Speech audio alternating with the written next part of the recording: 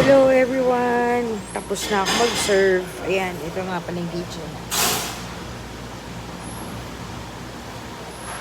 Hanggang 8 kami dito pero hindi na ako aabuti ng 8. Ayoko na. Sabi ko sa wife ko, sunduin niya na ako ng 7 o'clock. Cause I'm done. I'm not gonna wait for till 8 o'clock. It's fine with me. Gusto ko na kasi mapahinga yung pa ako.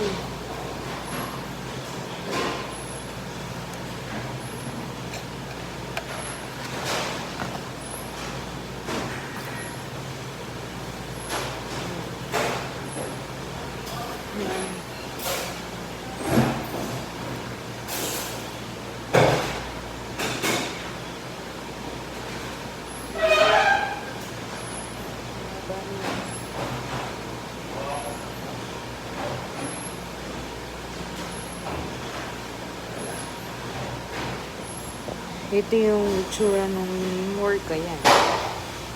Yung mga aid ko nandun, naghuhugas na. Ewan ko lang kung sabi ko sa kanila, iwanan ko na sila. Hindi ko na sila para hintayin, malalaki na sila.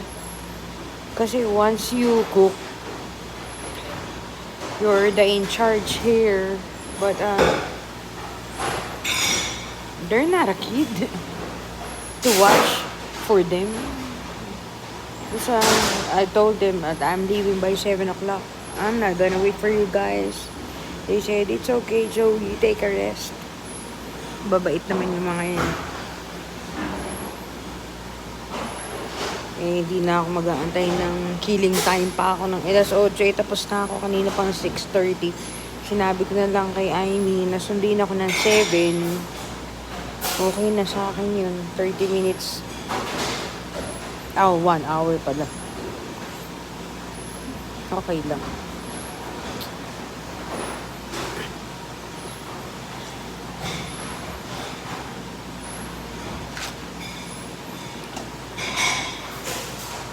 Yun lang.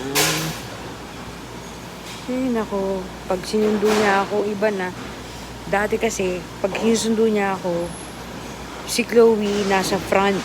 Hindi ako pwedeng tumabi doon. Ayaw niya. Ngayon, wala na.